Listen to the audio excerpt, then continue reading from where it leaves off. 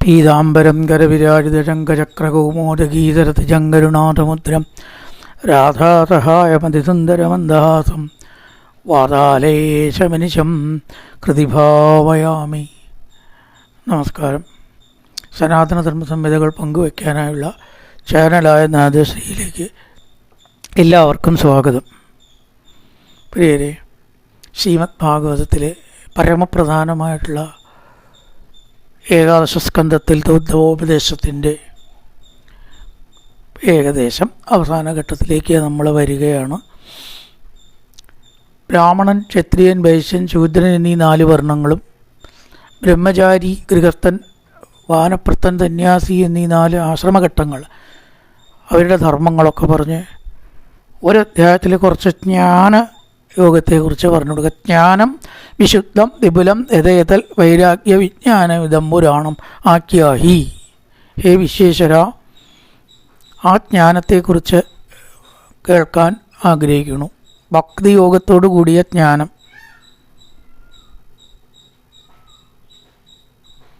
അപ്പോൾ പറഞ്ഞു, ഇതൊക്കെ പണ്ട് വളരെ പ്രാവശ്യം പലരോടുമായിട്ട് പറഞ്ഞിരിക്കുകയാണ്. ധർമ്മം, ജ്ഞാനം മുതലായിട്ടുള്ളതൊക്കെ. പ്രപഞ്ചം എന്ന് പറയുന്നത് ഒരു സംഗതിയിൽ നിന്നും ഉണ്ടായതാണോ എന്നൊരു തത്വം ആദ്യം ആസ്തികർ അംഗീകരിക്കുക. ഇത് അങ്ങനെ കാരണമൊന്നുമില്ല, പ്രപഞ്ചത്തിന് കാരണമില്ലാണ്ട് കാര്യം ഉണ്ടാവുമോ? ഒരിക്കലും ഉണ്ടാവില്ല. കാര്യം അവിടെ ഉണ്ടോ, അതിനൊരു കാരണം ഉണ്ടാവും. ഇത് തർക്കിക്കാനൊന്നുമില്ല, അതിൽ ചിന്തിക്കാനുമില്ല. അപ്പം ആ ഒരു കാര്യം മനസ്സിലാക്കുക. എന്നിട്ട് അതിൽ നിന്നുണ്ടായ പ്രപഞ്ചം അതിൽ തന്നെ ലയിക്കുകയും ചെയ്യും. ഉൽപ്പത്തി ഉണ്ടെങ്കിൽ എന്തുണ്ടാവും? ലയം ഉണ്ടാവും, മാറ്റം ഉണ്ടാവും, ഇതൊക്കെ ഉണ്ടാവും. ഉള്ളതായ ഈശ്വരന് ഇതൊന്നുമില്ല, ബാധകമല്ല. ഉണ്ടായിട്ടുമില്ല, മാറുമില്ല, നശിക്കില്ല. അപ്പോൾ പ്രപഞ്ചം ഉണ്ടായതാണ് എന്നുള്ളതിന് നമുക്ക് തെളിവുണ്ടോ ചോദിച്ചാൽ എപ്പോഴാണ് ഉണ്ടായി? നമ്മളപ്പല്ലല്ലോ, നമ്മളപ്പല്ല. ഇനി നശിക്കാൻ പോകുമ്പോഴും ചിലപ്പോൾ നമ്മളുണ്ടാവില്ല. അപ്പോൾ എന്താണ് അപ്പോൾ ഈ തെളിവ്? ഇതുണ്ടായതാണ് പറയപ്പെടണം, നശിക്കുകയും ചെയ്യും എന്ന് പറയണം. എന്താണ് അപ്പോൾ ഈ 2 കാര്യത്തിന് തെളിവ്? ഒരു പക്ഷേ ഇപ്പോൾ അത് ഒരു കാര്യം കൊണ്ട് നമുക്ക് സമർത്ഥിക്കാം എന്ന് തോന്നുകയാണ്. മാറ്റം നമ്മൾ കാണുന്നുണ്ട്. ഉൽപ്പത്തി നമ്മൾ കാണുന്നില്ല, ലയവും നമ്മൾ കാണുന്നില്ല, പക്ഷെ മാറ്റം നമ്മൾ കാണുന്നുണ്ട്. കാരണം എവിടെയായാലും കുറച്ച് കൊല്ലങ്ങൾക്ക് മുമ്പുള്ള പോലെയാണോ ഇപ്പോൾ? നമ്മുടെ സ്ഥിതി ഒന്നെടുത്ത് നോക്കുക. 65 വയസ്സായി, 60 വയസ്സ്, 65 വയസ്സ്, എന്തെല്ലാം മാറ്റങ്ങൾ നമ്മൾ ഉൾക്കൊണ്ടു. ഒരു കൊച്ചുകുട്ടിയായിട്ട് ട്രൗസർ ഇട്ട് നടക്കണ കാലം ഇല്ലേ? അത് കഴിഞ്ഞ് മുണ്ടുകൊടുക്കാൻ തുടങ്ങി, അതൊരു അത്ഭുതം. പിന്നെ പാൻ്റ് ഇട്ടു, കോളേജിൽ പോയി, എല്ലാം കഴിഞ്ഞ് രുദ്രാക്ഷമാലി മുണ്ടുമായി, ഭാഗവതമായി. കാലം നമ്മളിൽ വരുത്തുന്ന മാറ്റങ്ങൾ എന്തെല്ലാം ഉണ്ട് നോക്കൂ. അപ്പോൾ മാറ്റം ഉറപ്പായിട്ടുണ്ട്. അപ്പം മാറ്റം ഉണ്ടെങ്കിൽ എന്തുണ്ടാവണം? ഉണ്ടാവലും നാശം ഉണ്ടാവണം. അപ്പം ആ ഒരു അനുമാനം മാത്രമേ ഇവിടെ നമുക്ക് പ്രമാണമുള്ളൂ. ഏറെ ഇപ്പോൾ ഉണ്ടാവുമ്പോൾ നമ്മളില്ല, നശിക്കുമ്പോഴും നമ്മളില്ല. ഇപ്പം നമ്മൾ ഉണ്ടാവുന്നുണ്ട്, നശിക്കുന്നുണ്ട്. നമ്മുടെ ഉണ്ടാവൽ നമ്മൾ കാണില്ല, നമ്മുടെ നാശത്തെ നമ്മൾ ചിലപ്പോൾ അറിയും. ചിലർക്ക് അറിയും ഇത്രയും മരണം, ഇതാ ഞാൻ മരിക്കാൻ പോവുകയാണ്, നേരത്തെ കുട്ടി പറയുമവർ. ചിലർക്ക് അതും അറിയില്ല. പക്ഷേ മറ്റൊരാളുടെ മരണം നമ്മൾ കാണുന്നുണ്ട് അല്ലേ? ഒരു കുട്ടിയുടെ ജനനവും നമ്മൾ കാണുന്നുണ്ട്. ഉറപ്പാണല്ലോ, ഉണ്ടാവലുണ്ട്, നാശമുണ്ട്. പ്രപഞ്ചത്തിലത്തെ വസ്തുക്കൾക്കൊക്കെ അതുണ്ടെങ്കിൽ പ്രപഞ്ചവും അങ്ങനെയാണ്. നമ്മുടെ വീട് ഒന്ന് വലുതാക്കി വീട്ടിലേക്ക് എടുത്ത് നോക്കൂ, വീടുണ്ടായതല്ലേ? നശിക്കുകയും ചെയ്യും, സംശയമൊന്നും വേണ്ട. കോൺക്രീറ്റ് ആച്ചാൽ 100 കൊല്ലത്തിലടക്കം ഒരു കോൺക്രീറ്റ് കെട്ടിടവും നിൽക്കില്ല, ഉറപ്പല്ലേ? അതിനൊന്നും കൂടി വലുതാക്കിയ പ്രപഞ്ചമായി. ഇത്രയേ ഉള്ളൂ. വ്യക്തി, വീട്, പ്രപഞ്ചം, സമൂഹം എല്ലാം ഉണ്ടായതും വലുതാവുന്നതും മാറുന്നതും നശിക്കുന്നതും ആണ്. എന്നാൽ ഇവയ്ക്ക് ബാധകമല്ലാത്ത, ഇതൊന്നും അല്ലാത്ത വസ്തുവാണ് അഥവാ ഞാൻ. എൻ്റെ ഈ ശരീരം മാത്രമേ ജനിക്കുകയും മരിക്കുന്നുള്ളൂ. ഞാൻ എന്നും ഉള്ളതാണ്, എനിക്ക് മാറ്റമില്ല. സ്വർഗാരോഹണം നടത്തിയാലും ഞാൻ നശിക്കണമൊന്നുമില്ല. കൃഷ്ണരൂപം മറഞ്ഞു പോയി, ഇത്രയേ ഉള്ളൂ. ഒരു ദിവസം ഉണ്ടായതല്ലേ, വേറെ ദിവസം പോകണ്ടേ? അതിന് ഞാൻ മാറുന്നുണ്ടോ? ഇല്ല, ഞാൻ ഉണ്ടായിട്ടുമില്ല, ഞാൻ നശിക്കണമില്ല. ഇങ്ങനെ ഈ പ്രപഞ്ചത്തിലുള്ളത് എന്തെല്ലാമാണോ അതൊക്കെ എൻ്റെ സ്വരൂപം തന്നെയാണ്. സൂക്ഷ്മത്തിൽ ലയിച്ചാൽ ഞാനേ ഉള്ളൂ എന്ന ആ ഒരു അറിവാണ് അഥവാ ജ്ഞാനം. ചുരുക്കിയാണ്ട് പറയുകയാണെങ്കിൽ അതുകൊണ്ട് എന്ത് ചെയ്യുക, ഈ പ്രപഞ്ചത്തിൽ കണ്ടതൊന്നും സത്യമല്ല എന്ന് മനസ്സിലാക്കുക. ഇപ്പം ഉണ്ടാവും, കുറച്ച് കഴിഞ്ഞാൽ മാറും, പിന്നെ നശിക്കുകയും ചെയ്യും. ഇതിന് വിധേയമല്ലാത്ത യാതൊന്നും ഈ പ്രപഞ്ചത്തിൽ ഇല്ല. അതുകൊണ്ട് സർവകർമ്മവും എന്നിൽ സമർപ്പിച്ച് ഈ കാണുന്നതൊക്കെ മായാവിലാസമാണ് എന്നുള്ള അറിവ് തന്നെയാണ് ജ്ഞാനം, അല്ലാണ്ടപ്പോൾ ഒന്നുമില്ല. അങ്ങനെയുള്ളവൻ ക്രമേണ എന്നെ പ്രാപിക്കുന്നു. അപ്പോൾ ഉദ്ധവൻ ഒരുപാട് ചോദ്യങ്ങൾ ചോദിച്ചു. യമം എന്ന് പറഞ്ഞാൽ എന്താണ്, നിയമം എന്ന് പറഞ്ഞാൽ എന്താണ്, ദാനം എന്ന് പറഞ്ഞാൽ എന്താണ്, തപസ് എന്ന് പറഞ്ഞാൽ എന്താണ്, ശൗര്യം, സത്യം, ത്യാഗം, ദാനം, ഇഷ്ടം, യജ്ഞം, ദക്ഷിണ, ഇങ്ങനെ കുറേ കാര്യങ്ങൾ. ദക്ഷിണ എന്താണ്, വിദ്യ, പണ്ഡിതൻ ആരാണ്, മൂർഖൻ അറിവില്ലാത്തവൻ ആരാണ്, കുറച്ച് ചോദ്യങ്ങളാണ്. യമക്കദ്വിധ പ്രോക്തോ നിയമോ വാരി കർശന. അതിന് ഭഗവാൻ ഉത്തരം പറഞ്ഞു. എല്ലാ ഉത്തരങ്ങളും നോക്കണില്ല, ചിലതൊക്കെ നോക്കാന്നേ ഉള്ളൂ. യമം എന്ന് പറയുമ്പോൾ ഇന്ദ്രിയങ്ങളെ ഒതുക്കാൻ വേണ്ടിയിട്ടുള്ള കാര്യങ്ങൾ. യമം നമ്മുടെ ഇന്ദ്രിയങ്ങൾക്ക് നമ്മളല്ല അടിമപ്പെടുന്നത്, നമ്മുടെ നിലയ്ക്കനുസരിച്ച് ഇന്ദ്രിയങ്ങളെ വിടാൻ പാടും. അതിനെയാണ് പൊതുവേ യമനിയമങ്ങൾ പാലിക്കുക എന്ന് പറയും. കണ്ണ്, മൂക്ക്, തൊക്ക, നാക്ക്, ചെവി ഇവ വലിച്ചു കൊണ്ടുപോകാൻ പാടില്ല. നമ്മളവയെ നിയന്ത്രിക്കണം. നിയമങ്ങളുണ്ട്. ശൗചം, ശുചിത്വ, സ്നാനം മുതലായ കുറേ കാര്യങ്ങൾക്കാണ് നിയമം എന്ന് പറയുന്നത്. ശ്രുതിയിലും സ്മൃതിയിലും പറഞ്ഞിട്ടുള്ളത് അനുസരിക്കൽ തന്നെയാണ് നിയമം.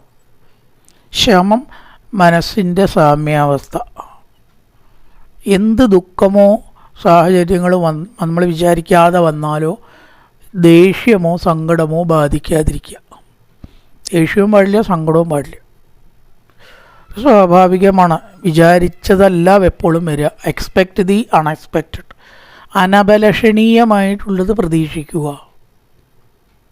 എന്താണോ വേണ്ട വെച്ചാൽ അതാവില്ല പലപ്പോഴും വരിക. അങ്ങനെ മനസ്സിനെ പാകപ്പെടുത്തുന്നതിന് ശമം. സാത്വിക, രാജസ, താമസ ഭാവങ്ങളിൽ പൊങ്ങാതെ ഒന്നും വർദ്ധിക്കാണ്ട് സാത്വികവും നിർഗുണമായിട്ട് നിൽക്കുമ്പോൾ ശമം എന്ന് പറയാം. ദമം ഇന്ദ്രിയങ്ങളെ ഒതുക്കലാണ്. തിതിക്ഷ എന്ന് പറഞ്ഞാൽ ക്ഷമ. അത് നേരത്തെയൊക്കെ പറഞ്ഞതിൻ്റെ ഒരു ഭാഗമായിട്ട് ഒരു വിപരീത സാഹചര്യങ്ങൾ പ്രകോപിതമാവാതിരിക്കുക.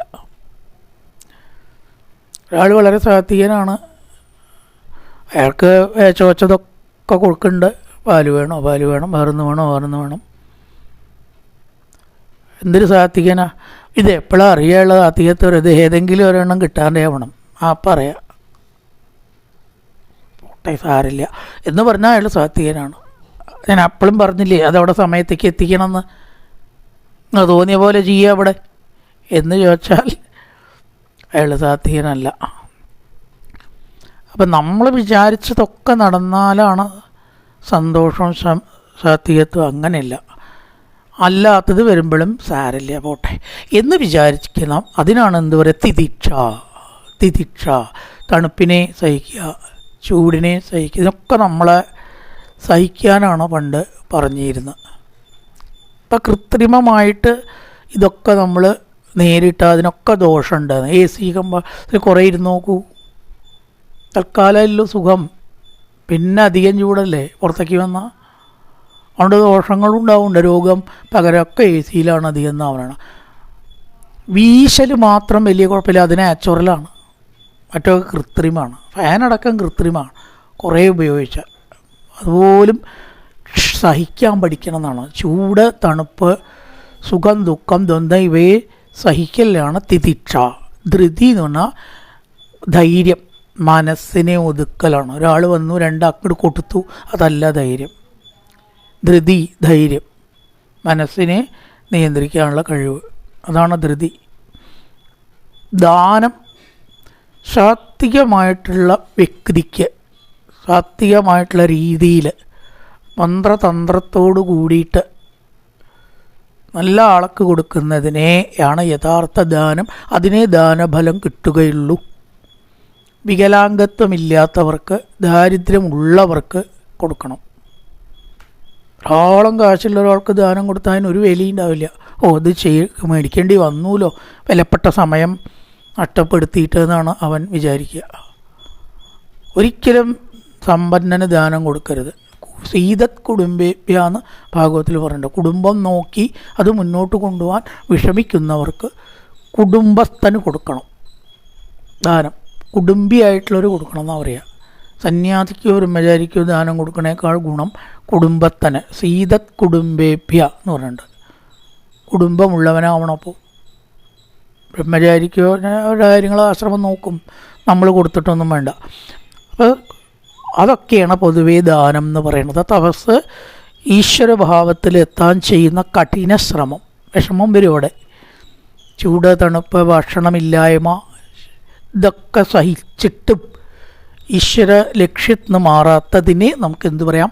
തപസ് എന്ന് പറയാം. ശൗര്യം എന്ന് പറഞ്ഞാൽ മനസ്സിനെ ഒതുക്കൽ തന്നെയാണ്.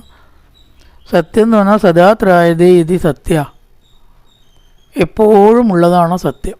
നമ്മളൊന്നും എപ്പോഴും ഉള്ളതല്ല. കുറേ കാലം മുമ്പ് ഇവിടെ അല്ലേ എന്ന് ചോദിച്ചു കഴിഞ്ഞാൽ ഉണ്ടാവാൻ പോണില്ല. ഈശ്വരൻ മാത്രമാണോ സത്യം എന്ന് അപ്പോൾ കാണാം. ത്യാഗം എന്ന് പറഞ്ഞാൽ കർമ്മബലത്തിനോട് കൂടിയിട്ട് ചേരാതിരിക്കുക, അതാണ് ത്യാഗം. ഞാൻ അയാൾക്ക് വേണ്ടി കുറേ ത്യാഗം ഇട്ടിട്ട് അതല്ല ശരിക്ക് ആത്മീയത്തിലത്തെ ഗീതയിടയിലത്തെ ത്യാഗം. കർമ്മത്തിൻ്റെ മനസ്സിനോട് കൂടിയുള്ള ചേർച്ചയ്ക്കാണ് ത്യാഗം എന്ന് പറയുക.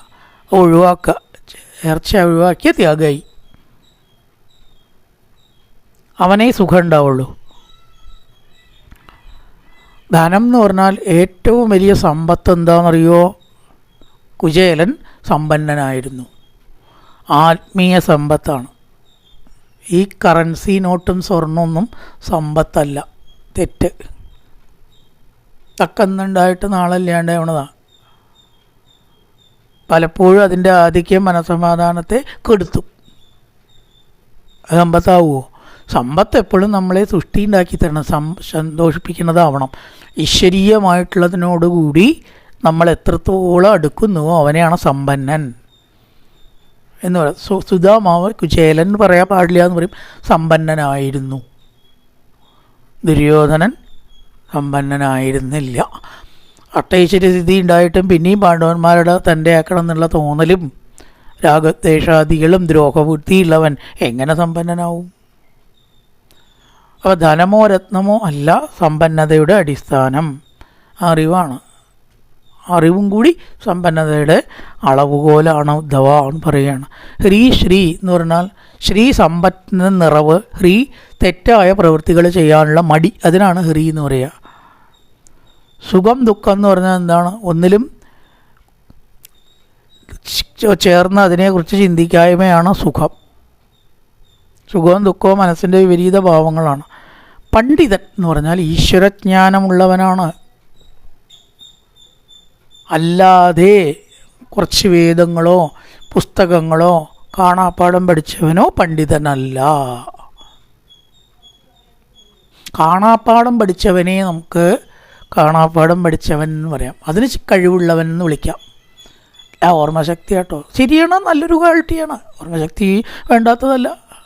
പക്ഷെ അവൻ ജ്ഞാനിയല്ല ഒരിക്കലും. പ്രാസംഗികനെയോ, നല്ലൊരു പ്രാസംഗികൻ എന്ന് പറയുന്നത് നല്ലൊരു കഴിവാണ്. പ്രാസംഗികത്വം വേണ്ടാത്ത കഴിവല്ല. പക്ഷേ അവനെ ജ്ഞാനി എന്ന് പറയില്ല. ഒറ്റ ഇരിപ്പിനെ അവൻ 12 മണിക്കൂർ വായിക്കും. ജ്ഞാനിയല്ല. പക്ഷെ നല്ല വായനാശീലത്തിൽ നിഷ്ഠയും ഏകാഗ്രതയുള്ളതാണ്, വേണ്ട ഗുണമാണ്. പക്ഷെ അവൻ ജ്ഞാനിയൊന്നുമല്ല. 12 മണിക്കൂർ ഇരിപ്പിൽ വായിച്ചാൽ അവൻ ജ്ഞാനിയൊന്നും ആവില്ല. അതിലത്തെ കാര്യങ്ങൾ എന്തൊക്കെയോ തലയിൽ കയറ്റാൻ കഴിവുണ്ട്. ഇരുന്ന ഇരിപ്പിലുള്ള ഏകാഗ്രതയ്ക്ക് ശക്തി. അപ്പോൾ ഈ ജ്ഞാനം എന്ന് പറയുന്നത് എന്താണ്? പിന്നെ അനുഭവമാണ്. ഇതൊക്കെ വായിച്ച് പിന്നെ അതൊക്കെ മാറ്റണം. ഈ വായിച്ച പുസ്തകങ്ങളും വാക്കുകളടക്കം മാറ്റി വെച്ച് അതിൻ്റെ സാരാംശഗ്രാഹി ആരോ അവനാണ് ജ്ഞാനി. ഇതുപോലെ വേദവും വേദാന്തവും തമ്മിലുള്ള വ്യത്യാസം. വേദം എന്ന് പറഞ്ഞാൽ വേദമാണ്. പുറത്തേക്കുള്ള സംഗതിയാണ്. അതുകൊണ്ട് വലിയ കാര്യമൊന്നുമില്ല. വേദാന്തത്തിലാണ് കാര്യം. കാരണം വേദത്തിൽ പറഞ്ഞത് എന്തോ അതാണ് വേദാന്തം. അവിടേക്ക് എത്തണം. ഇപ്പോൾ കുറേ കഴിയുമ്പോൾ ഭാഗവതം എന്ന് പറയുന്നത് ആ വാക്കുകൾ കടന്ന് കളിക്കുകയല്ല വേണ്ടത്. എന്തോ ആണോ അതിലൊക്കെ പറഞ്ഞിരിക്കണത്. അത് വലിയ ഭാഗവത പണ്ഡിതനാണ് ഒക്കെ കാണാൻ. അവിടെ കാര്യമുണ്ടോ? കാര്യമില്ല. ഭാഗവതത്തിൽ പറഞ്ഞിരിക്കുന്നത് എന്താണ്? ക്ഷമ, ആരോടും ദേഷ്യപ്പെടാതിരിക്കുക, ഭക്തി ഉണ്ടാവുക, ഈശ്വരനെ സ്മരിക്കുക, സദാ ഈശ്വരനെ കണ്ണടച്ചാൽ കാണാറാവുക, സതതം കീർത്തയന്തോമാം, ഇപ്പോൾ ഈശ്വരനെ അവൻ ജ്ഞാനിയാണ്. ഭാഗവതം ഇല്ലെങ്കിലും കുഴപ്പമൊന്നുമില്ല. ഭാഗവതം എന്ന് പറഞ്ഞത് ഒരു ഗ്രന്ഥം മാത്രമാണ്, അതല്ല ഈശ്വരൻ. അതിന് ശ്രീമദ് ഭാഗവതാക്യോയം പ്രത്യക്ഷ കിട്ടണം, അതെല്ലാറ്റിലും പറയണമൊക്കെ ഉണ്ട്. ദൈവഭാഗവത്തിൽ പറയണില്ലേ, എല്ലാറ്റിലും അങ്ങനെ. അത് കൊണ്ട് അത് ഈശ്വരനൊന്നും ആവുന്നൊന്നുമില്ല ഇനി ആരും വിചാരിക്കൊന്നും വേണ്ട. അപ്പോൾ ഒരാൾക്കിപ്പോൾ ഭാഗവതം വായിക്കാൻ വയ്യ, എല്ലാവർക്കും ഭാഗവതം വായിക്കാൻ പറ്റില്ല. അയാൾക്ക് നഷ്ടമൊന്നും വിചാരിക്കണ്ട, അയാൾ കേട്ടാൽ മതി. അപ്പോൾ അതിനോട് ഉദ്ദേശിച്ചത് എന്താണ്? അവിടേക്ക് എത്തണം. ക്ഷേത്രത്തിൻ്റെ കാര്യം പറഞ്ഞ പോലെ ക്ഷേത്രത്തിനെയൊക്കെ നമ്മൾ അങ്ങനെയൊക്കെ പറയും, ഭാഗവതം ഭാഗവതം ഭാഗവതം ഭാഗവതം എന്ന് തന്നെ വിചാരിക്കണം എന്നൊന്നുമില്ല. ഹരിനാമകീർത്തനായിക്കൂടെ, ജ്ഞാനപ്പാനായിക്കൂടെ, നാമജപായിക്കൂടെ, മതി. സത്യത്തിൽ അത് മതി. പിന്നെ നമ്മൾ ഭാഗവതമായിട്ട് എല്ലാം ചേരുമ്പോൾ പറയുകയാണ് അതിനോട് തുല്യം വേറൊന്നുമില്ല കേട്ടോ എന്നൊക്കെ അങ്ങനെ പറയും. അതിനോടും ഒരു ഇതൊന്നും വേണ്ട, അറ്റാച്ച്മെൻ്റ് ഒന്നും വേണ്ട. അത് വായിക്കാണ്ട് ആവാൻ എന്താ ചെയ്യുക? വായിക്കാൻ പറ്റാണ്ടായ ഒട്ടും ദുഃഖിക്കണ്ട. അതിൽ പറഞ്ഞ കാര്യം വായിച്ചുകൊണ്ടിരിക്കണം എന്നൊന്നും അതിൽ പറഞ്ഞിട്ടില്ല. ഉണ്ടോ? സദാ ഭാഗവതം വായിച്ചുകൊണ്ടിരിക്കണം എന്ന് ഭാഗവതത്തിൽ പറഞ്ഞിട്ടുണ്ടോ? ഇല്ല. പറ്റുമെങ്കിൽ വായിച്ചോളൂ, കേട്ടോളൂ. ഉൾക്കൊള്ളലാണ് പ്രാധാന്യം. ഉൾക്കൊള്ളലിന് തന്നെയാണ് പ്രാധാന്യം, അംശമൊന്നുമില്ല. അപ്പോൾ പണ്ഡിതൻ എന്ന് പറഞ്ഞാൽ എപ്പോഴും ലക്ഷ്യപ്രാപ്തി അനുഭവിച്ചവനാണ്. മാർഗത്തിൽ കടന്ന് തിരിയുന്നവൻ ജ്ഞാനിയോ പണ്ഡിതനോ അല്ല. അപ്പോൾ മൂർഖനാരാവും? ഇതിൻ്റെ നേരെ തിരിച്ചുള്ളവൻ, മാർഗത്തിൽ കടന്ന് തിരിയുന്നവൻ. ഒന്നെങ്കിലോ ഈശ്വരനെക്കുറിച്ച് ചിന്തിക്കാത്തവൻ, അല്ലച്ചാ മാർഗങ്ങളിൽ കടന്ന് തിരിയുന്നവൻ. അയ്യോ എനിക്ക് വായനയില്ല, എനിക്ക് സപ്താഹമില്ല, എനിക്ക് ഭാഗവതമില്ല, ഞാൻ എന്താ ഇപ്പോൾ ഇങ്ങനെ ഇതൊക്കെ പഠിച്ചിട്ട് കാര്യമുണ്ടായി? അയാൾ പഠിച്ചിട്ട് കാര്യം ഉണ്ടായിട്ടില്ല. അയാൾ പറയണത് തന്നെ ശരി. ഇതൊക്കെ പഠിച്ചിട്ട് എന്തേ കാര്യം ഉണ്ടായി? എല്ലാ തരത്തുകളിൽ വായിക്കലാണോ? പേര് കിട്ടലാണോ? ധനം കിട്ടലാണോ? അല്ല. അത് സിനിമാ നടനും പൈസ കിട്ടും, മീൻ വിൽക്കുന്നവർക്കും പൈസ കിട്ടും. നല്ല കച്ചവടക്കാരന് പേരുണ്ട്. ടാറ്റയ്ക്ക് പേരില്ലേ, ബിർളയ്ക്ക് പേരില്ലേ, അംബാനിക്ക് പേരില്ലേ, അഠാനിക്ക് പേരില്ലേ? അപ്പം ഇതുകൊണ്ട് പേരല്ല കിട്ടേണ്ടത്, ആ തത്വത്തിലേക്ക് എത്തണം. അതറിയാത്തവൻ, ഇതെന്നെ ചിന്തിച്ചിരിക്കുന്നവൻ മൂർഖനാണ്. മൂർഖൻ എന്ന് പറഞ്ഞാൽ ദുഷ്ടൻ എന്നർത്ഥമല്ല കേട്ടോ, തെറ്റാണ്.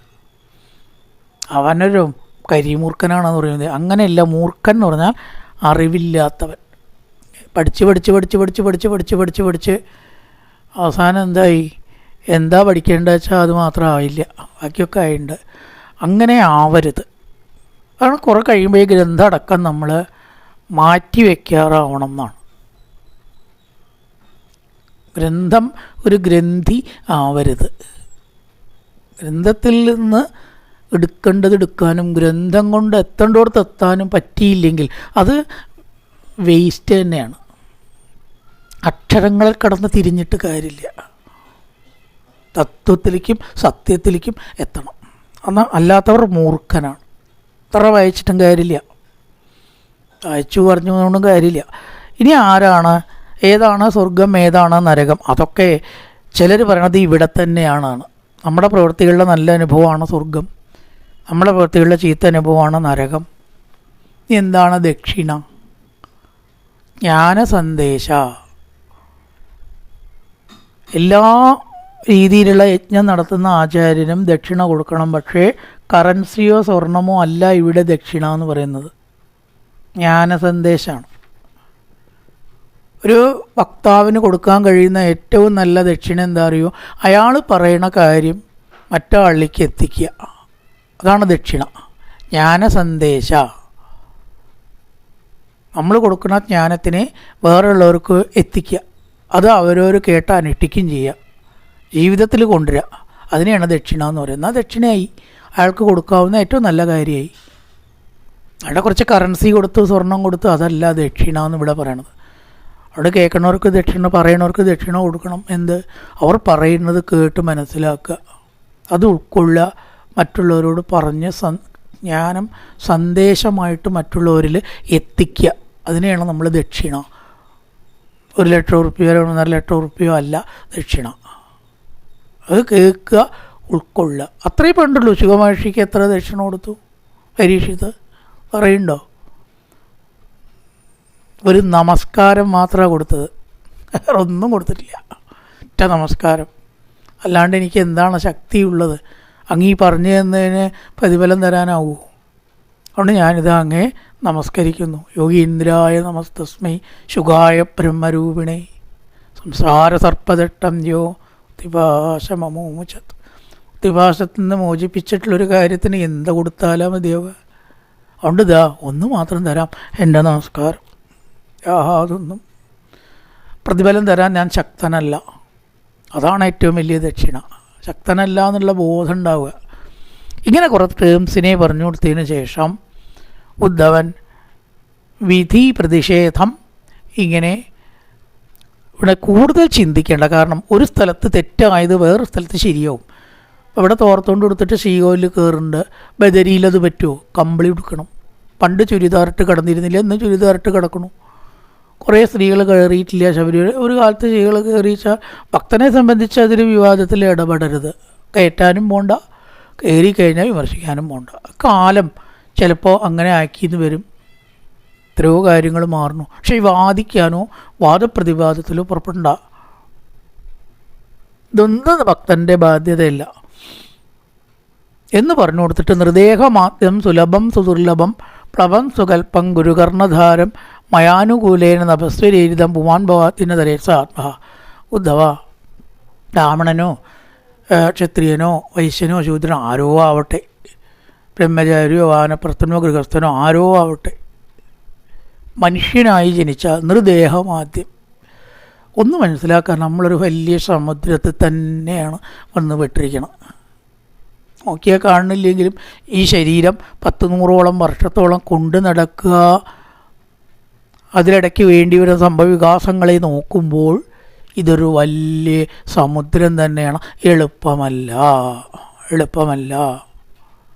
ഓരോ നിമിഷവും നമുക്ക് പ്രതിബന്ധങ്ങളും വെല്ലുവിളികളും വരുന്നു. ശരീരം തന്നെ അങ്ങനെയാണ്. അതിലെന്ത് സ്ഥിരതയുള്ളത്?